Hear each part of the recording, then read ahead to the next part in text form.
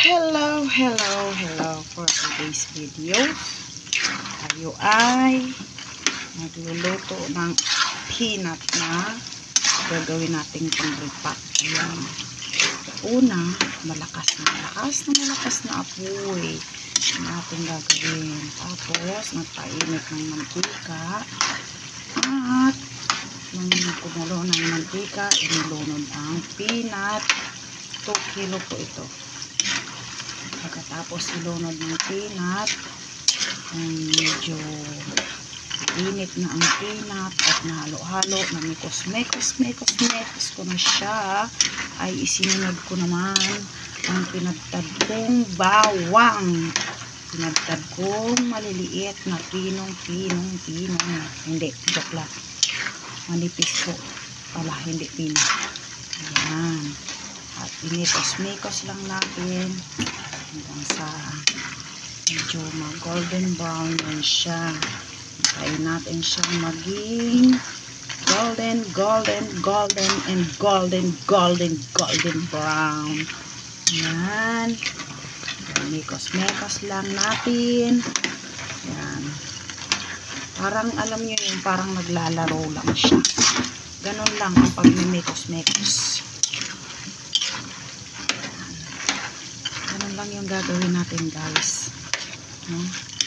Lahat ng alam natin, kaya naman natin gawin, lalo na mga nanay dyan. Shout out sa mga nanay. Instead na pumunta kayo sa kapitbahay at makipagdaldalan, no? Makipagchismisan, pagkwentuhan yung buhay ng may buhay, ang gagawin natin ay isip ng paraan kung paano tayo makatulong sa ating partner.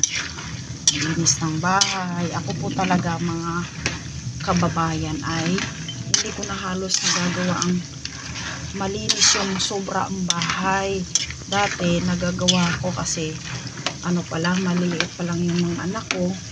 Habang wala yung husband ko, nasa trabaho, nag-garden ako. Tanim ako ng mga gulay, okra, talong, sitaw, ganyan, alugbati, talbos ng kamote. Yan yung ginagawa ko. Tapos, pagkatas pakainin ng anak, sa umaga, mga 10, yan, patutulugin ko yan sila. Pag tulog na sila, saka ko babanatan yung paghuhugas, linis ng bahay, babad ng labahin. Habang nakababad ang labahin, iikot ako sa likod ng bahay, at ako ay magtatanim-tanim ng mga gulay.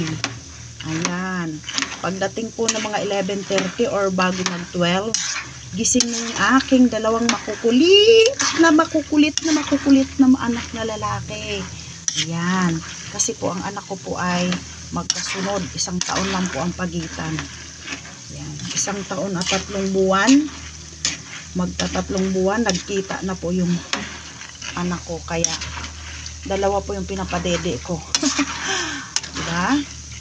Tapos ganun yung naging buhay ko hanggang sa nag-aral na sila. Yon, nagtitinda na ako, tinda ako ng iba-iba, daing, gulay, isda, mga karne, kurtina, nagpapahulugan ako, sapatos, lahat, hanggang sa cellphone, lahat po ay itininda ko na. Kaya yun, para makatulong sa kapwa.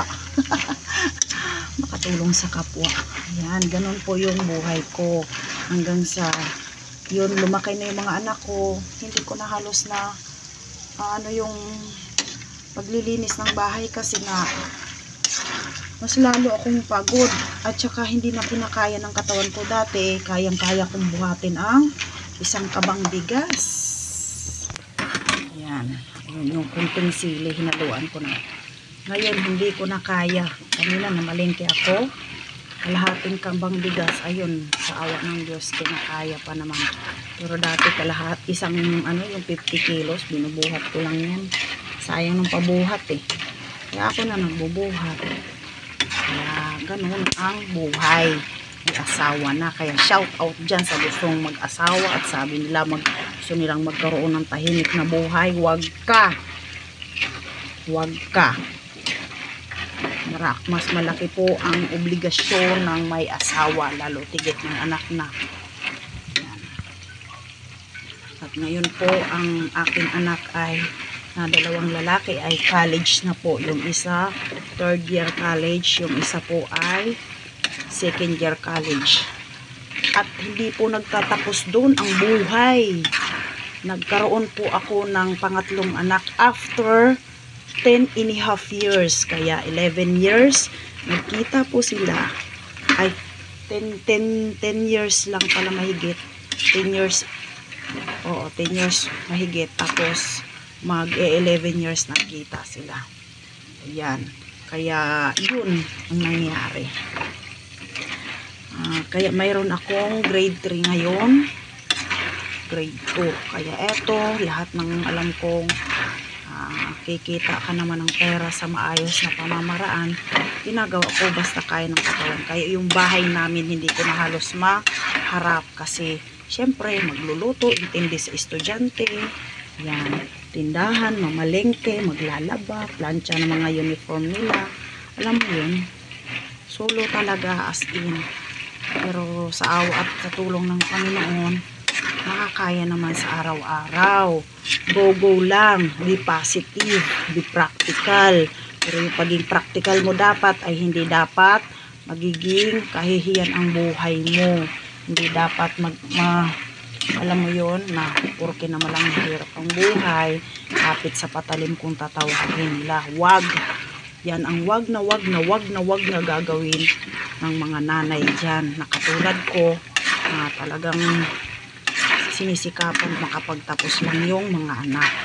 Yan, shout out po dyan sa lahat. Hindi po ako single. May asawa po ako. Yung asawa ko po ay nagsisikap din para sa future namin pagka tumanda kami. Nasa province na kami. Ganun po. At the same time, sa tulong ng Panginoon, kami po ay magpapatuloy sa paglilingkod sa Diyos kahit sa anumang anggulo at antas ng aming mga buhay. Yan. Meron po akong mapagmahal na asawa, maunawain asawa. Yung mga pagkakataon hindi kami nagkakasundo, pero sa tulong ng Panginoon, sabi nga ang Diyos ay kapayapaan at hindi kaguluhan. Kaya laging ang Diyos ang dapat ay magiging sentro natin, diba? Wala pong perfect na mag-asawa, wala pong perfect na married life. Kaya yan, sinasabi ko na, shout out sa mga gustong pumasok sa pagpapamilya. Dapat maging ready, handa, no? Handa ka magpatawad, handa kang umunawa, kasi kung makitid ang utak mo, huwag ka na magpamilya. Hindi ka handang magpatawad, hindi ka handang umunawa. Tandaan po natin, walang perfect. Si Jesus lang po ang perfecto. Kaya wala tayong ibang gagawin sa buhay natin. Magpasakop tayo sa kapangyarihan ng Panginoon para tayo ay matutong magpatawad. Hindi tayo magtatanim ng galit, puot sa ating mga puso, dahil hindi po yan nakakatulong. Diyan papasok ang tinatawag na stress. Diyan papasok ang tinatawag na anxiety. Dahil ang hihilig nating mag-store ng sama ng loob. Ang hihilig nating mag-store ng galit, puot sa puso natin, sa dibdib natin. Pakawalan natin yan. Hayaan nating malaya ang Diyos. Malaya tayong gumalaw. Masaya. Alam niyo yun? Masaya ang buhay. I-feel mong masaya ang buhay. I-feel mong masaya ka. As in, malaya ka. Diba? Ganun. Kasi kapag hindi ka masaya, marami kang kaaway, marami kang kagalit, parang sobrang iksi, parang sobrang liit ng mundo mo. So, tuwing nakikita mo siya, naka-smid ka, diba? Ganun ang buhay. Kaya, yan. Para sa lahat, tulad kong nanay, be strong, and trust God with all your heart, with all your mind, with all your soul. And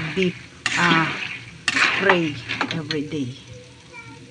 Okay, God bless and bye-bye. Bye-bye.